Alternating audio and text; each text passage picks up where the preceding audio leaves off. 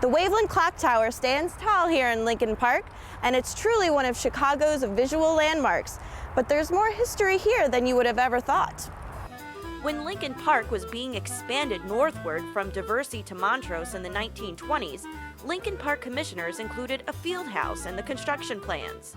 Field houses had been very popular on the south side to accompany the growing trend of outdoor sports. The Waveland Fieldhouse would provide restrooms, locker rooms, and a meeting space for the planned golf course, tennis courts, and athletic fields.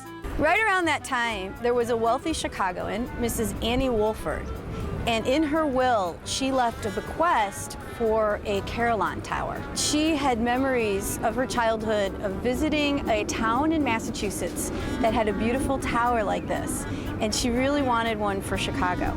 So she passed away in 1927, and $50,000 was given to the Lincoln Park Commissioners. The same architect who designed the city's first aquarium in the Lincoln Park Zoo, which is now the Park Place Cafe, and the Lincoln Park Cultural Center, was asked to design the field house. On a $150,000 budget, architect Edwin Clark designed an English Gothic field house with a 4-story clock tower. It's really quite an exquisite building. So you can see there's an open loggia, and then the arches are framed by this beautiful limestone. When you look over here, as your eye goes up, look at how wonderful the arches are around the openings. Oh yeah, that's beautiful at the top. They call that crenulated. So you'd sort of see that in an ancient castle. With these kinds of buildings, there's this great sense of verticality. So you're always kind of looking upwards. Looking up, we wondered what it would look like inside the 55-foot clock tower, which, unlike the rest of the building, was never open to the public. The folks at the Chicago Park District agreed to let us in. All right, we're ready to go where very few have gone before, and the Chicago Park District has had to call in Andy Sperando, the locksmith of Chicago Park District. Now, what do you have in your hand there? You have about 2 million keys. Yes, I have at least 100 keys here. Well, if we get lucky, we'll find the right one to open up this magic door. All right, well, let's give it a shot. Okay.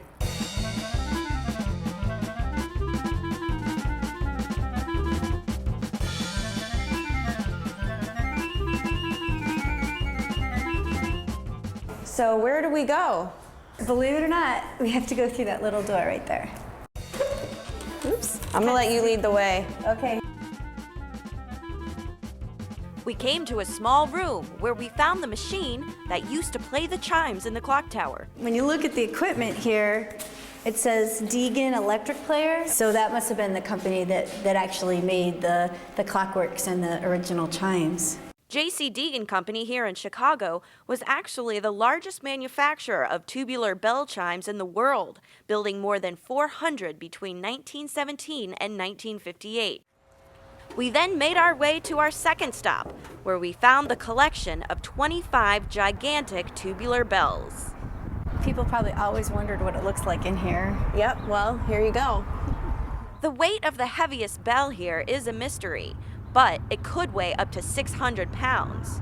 Although these bells no longer ring, they still work. Well, about 20 years ago, there was a man named Kurt Mangel who was an expert on these old chimes, and he came in and restored them. And so they were played a couple of times, but he moved to Philadelphia. So I don't think there's even anybody in Chicago that would know how to actually get this up and running again. Then we headed up to the very top of the tower to see what was behind the 4 giant clocks that face each direction over Lincoln Park. So here we are. Oh, wow. I can hear all of the clocks working right now. No, it's amazing, isn't it? They're teeny tiny little clocks that make the really big clocks that we see. So they're only about the size of my hand, really. Visiting Chicago's landmarks is like going back in time, and the view from the top wasn't too bad either.